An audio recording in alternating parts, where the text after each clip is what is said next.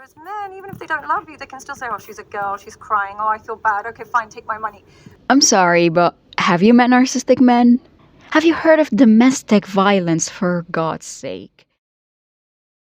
Why does the beautiful Sadia Khan use filters in her shorts, and why did she bully those women who criticized her content? In this clip, Sadia says she finds it funny that these girls women will always talk negatively about other women, and they make themselves like heroes to women's rights. She then says, and I quote, "No, you're a B word," and she says the actual word.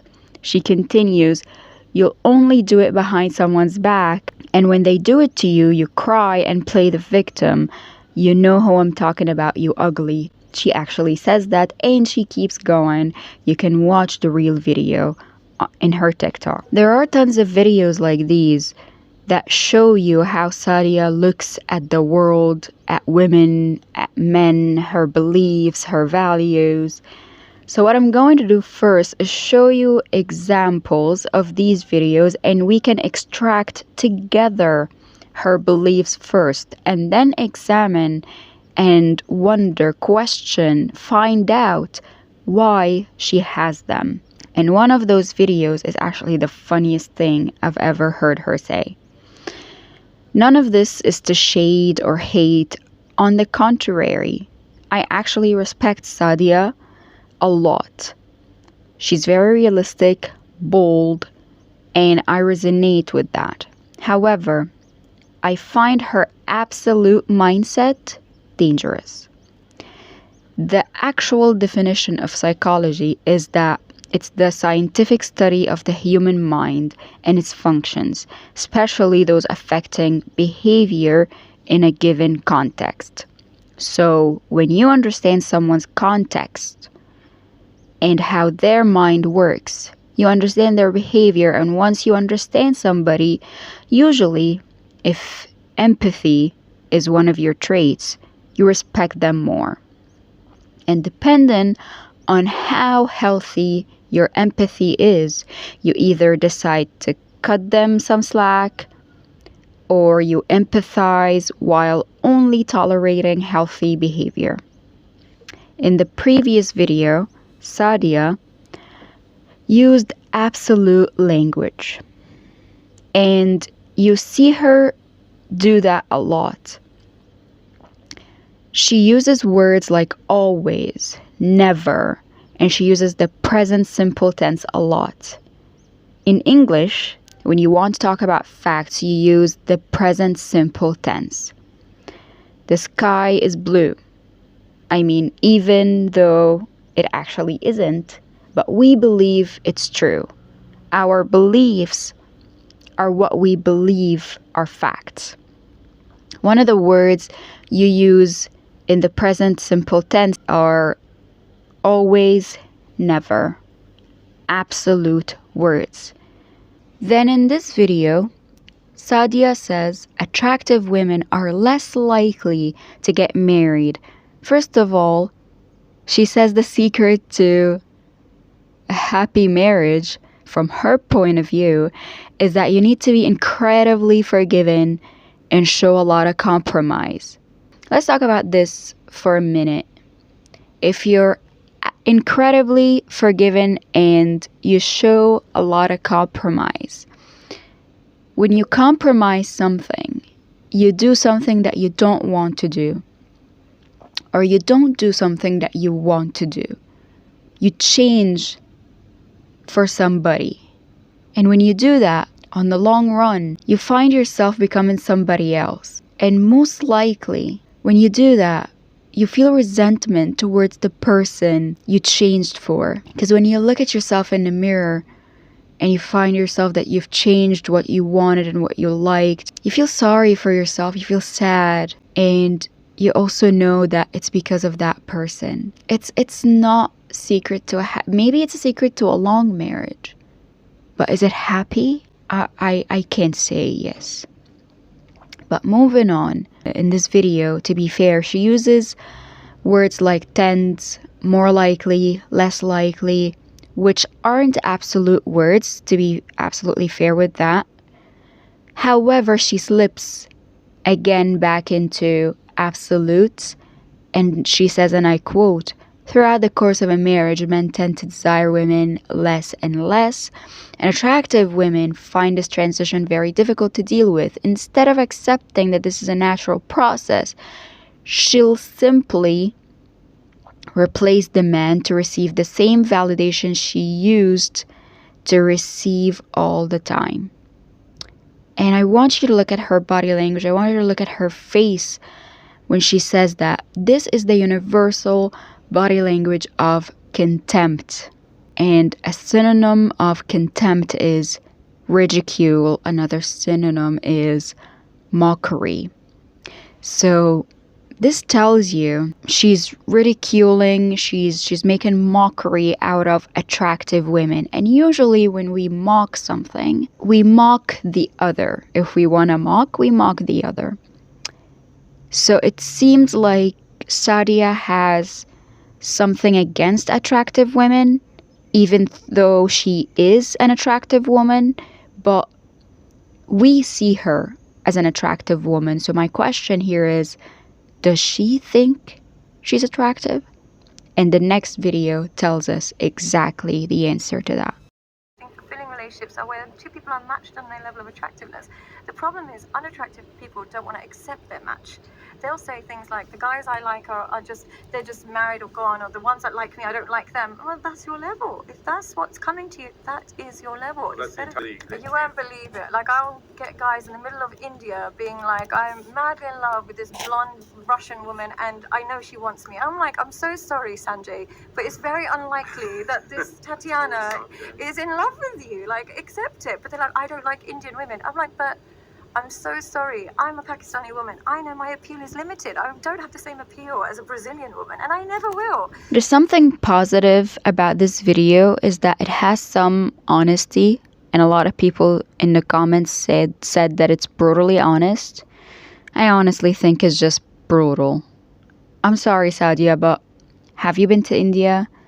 Have you been to Goa, for example? Like, if you want to see Indian men with Western women, go to Goa. That's the place that you will see it a lot. You'll see it all around India, but India's huge and it has billions of human beings. But if you want to see it saturated in one place, I've seen it, and I have had many male Indian friends dating or married to blonde women, and I quote, because that's Sadia's reference, I guess.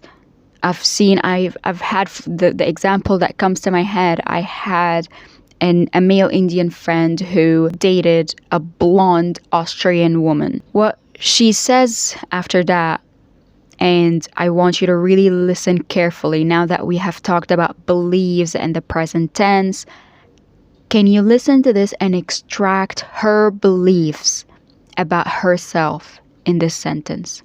She says, "My appeal is limited. I don't have the same appeal to a Brazilian woman, and I never will. I stick to who likes me." You have a beautiful, smart woman believing that she doesn't have the same appeal to a Brazilian woman. Now, I'm not saying that Pakistani men are less than anybody a Brazilian woman would attract, because I believe it's not about your nationality or how you look like.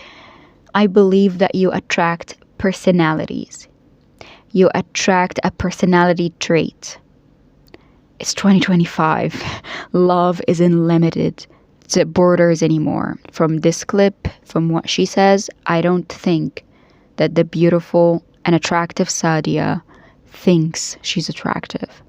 She states here, when you want the same appeal to people who you're not the same level as, you will always be set for disappointment.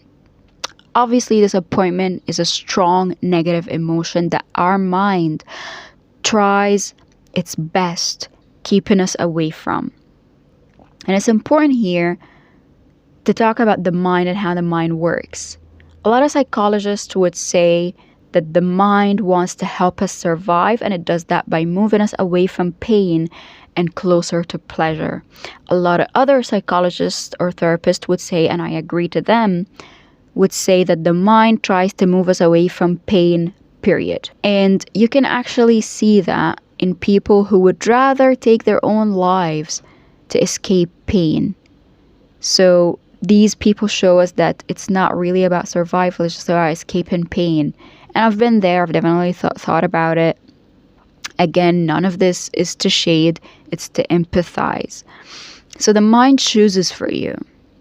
I've seen it with a lot of my clients actually in hypnotherapy sessions when we try to figure out the reason behind certain behaviors or life choices such as addiction or anything really. Usually it's because the mind wants to numb some kind of pain, like disappointment, like guilt, like shame. I agree and disagree to what Sadia says in that clip. It's important to be realistic 100%. I really don't like it when a therapist or hypnotist is like, you can manifest your life. Just say those affirmations and believe them. Say them like you believe them. It's just not realistic. It's just not. You're gonna have to work towards something for it to come to you. People who say, I don't chase, I attract. It's a code for lazy. To me, it's a code for lazy. What are her definitions of level here is what I'm trying to understand. Is it about attractiveness? Because from these two videos that we've seen, I think that her thoughts about marriage are very shallow. And you should give your partner attention, not because they're attractive, because you love them for who they are. You respect them, you support them. You have seen them going through life with you. You have seen them dealing with life's ups and downs, and you want to be there for them, not because they're attractive or not. And from that clip, like when I heard it, the first thing I thought of, is she saying that the people who are in long, healthy marriages aren't attractive? Women who have been married for 50 years or 30 or 20 or even 10, are they less attractive? Are they not attractive? That's why I don't like absolute languages. And then we go to the funniest thing that Sadia has ever said. Women lose empathy for men that they're not madly in love with. So when it comes to courts, when it comes to children, when it comes to taking alimony, she dehumanizes you the moment she doesn't love you anymore. And so you cannot run that risk. Whereas men, even if they don't love you, they can still say, oh, she's a girl, she's crying, oh, I feel bad, okay, fine, take my money. Women are like, I don't love you anymore. I don't care if you're sleeping in your car. I'm taking that house. You don't win in life. I'm sorry, but have you met narcissistic men? Have you met all men? Have you met all women? Have you heard of domestic violence, for God's sake? Like, is she actually denying that? Okay, let's take a deep breath. As I said, this is not to shade, this is to understand. So let's understand. To understand anybody or anything, repeat, summarize, and reflect. And this is exactly what we are going to do. This interview shows you a lot about the psychology of Sadia psychology. To your childhood, then I say describe it in 3 words. What are the 3 words? I would say an extrovert, but also very introverted. I was super like popular and adored outside the home, but in my home I was really left out and really ignored. And our home as children, this is where we want to feel loved, we want to feel safe, we want to feel supported, we want to get attention from our parents, from our siblings. This is where our personalities are built. She says that she felt helpful and privileged that people would come to her even when they haven't spoken to her. So imagine this, someone hasn't spoken to you for a very long time, and then they come running to you when they need help, and you feel happy about it. What does that say? What is that translate it to? What does that make you understand? What is this sign of? In my point of view, this is a sign of people pleasing, and it's because she gets attention. She didn't get attention from her siblings. She didn't feel loved by them. So she craved that feeling. And this is all my speculations. So when she got it from someone is coming to her, even if it's for help, and even if they haven't spoken to her for a very long time, someone is giving her attention. So she would feel good about it. She would feel happy about it. And then he asks her a really good question, and her answer tells us a lot. And how was it being in a Pakistani home, but in the UK? Difficult. It was very, very difficult because I was in a school that was entirely like entirely English. So I was totally different. I wasn't allowed out. I'm never allowed a boyfriend. I'm never allowed to drink alcohol, nothing. I wasn't allowed to show my arms, show any part of my body. It was just never allowed. Do you remember what we said about the mind earlier? Keeping us away from pain. So in this situation, when you're being told to obey, it hurts. Depends on you though. It hurts in different ways for different people, depending on your values, how you look at the person who's demanding obedience, life outside of that environment, etc., etc. And in all cases, as Sadia explains in this interview, and she's right, or at least I agree with her, you have two choices. Either you rebel against it or you go with it. But you have to understand the catch or the price you would pay for either of the two cases. For me, and like many others like me, I rebelled. I've been there, exactly similar situations, and I rebelled. I left my country.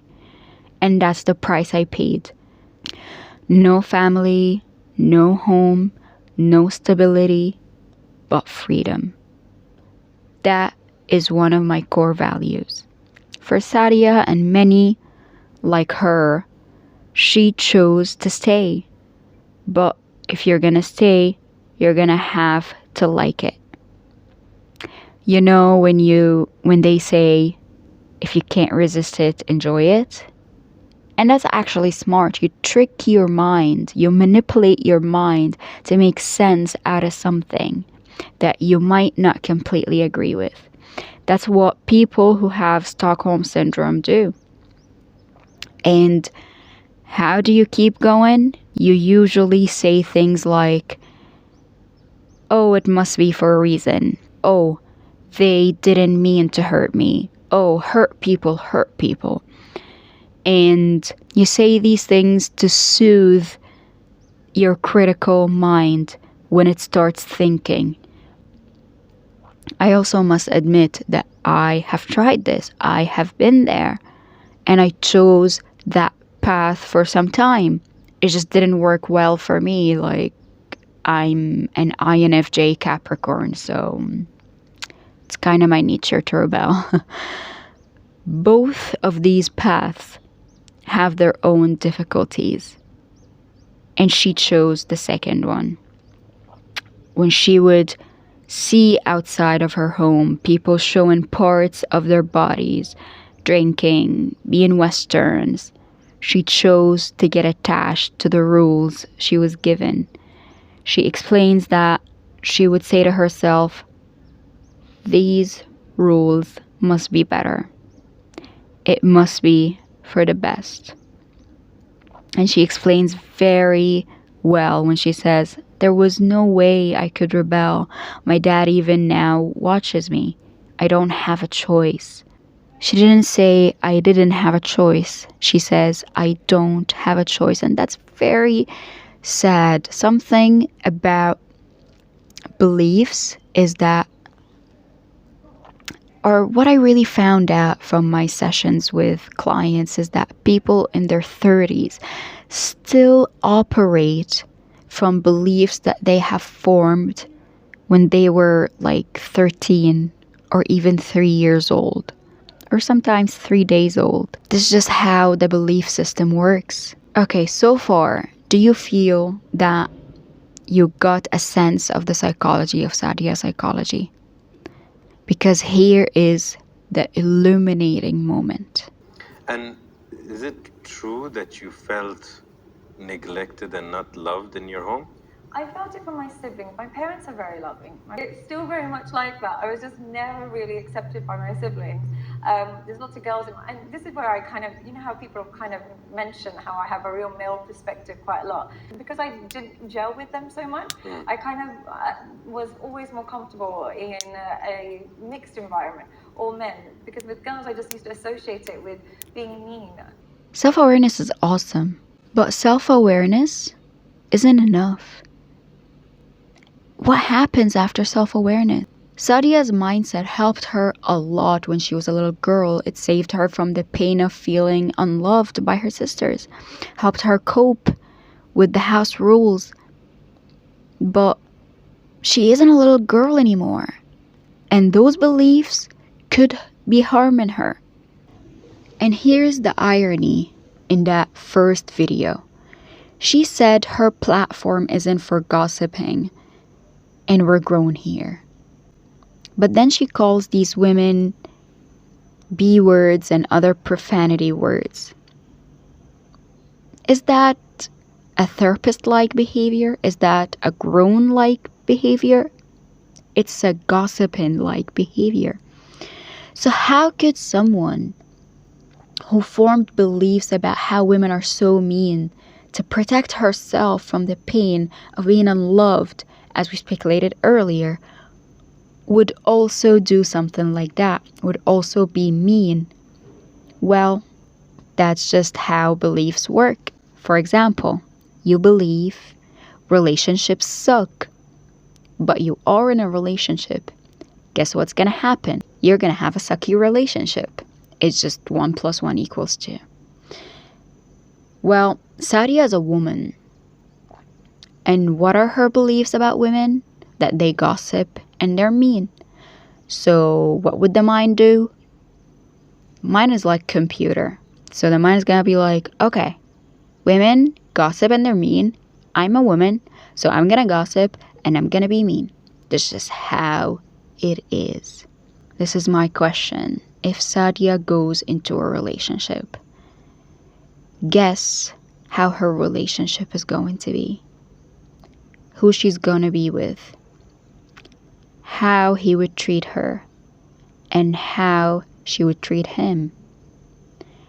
How would they resolve conflicts based on how we analyze the psychology of Sadia's psychology and her beliefs about herself and women and the world and marriages and successful marriages. I would love to hear your thoughts. Drop your comments and tell me. And what I want to say again, self-awareness is not the destination. Self-awareness is just the path of the journey to self-improvement. I would love for Sadia to change her beliefs about women and relationships if she wants to be in a good, long-term, healthy relationship. Otherwise, everything she believes in is gonna become a self-fulfilling prophecy. And my main goal is that once you see that after understanding somebody, their flaws, their insecurities, etc., you feel positive things towards them. And you see that it's okay to be objective with somebody, about somebody. Feel them, be empathetic with them, but not really agree with everything they say, or maybe completely disagree, but still respect them. Not think less of them. And when you see that, you realize that you can do the same for yourself.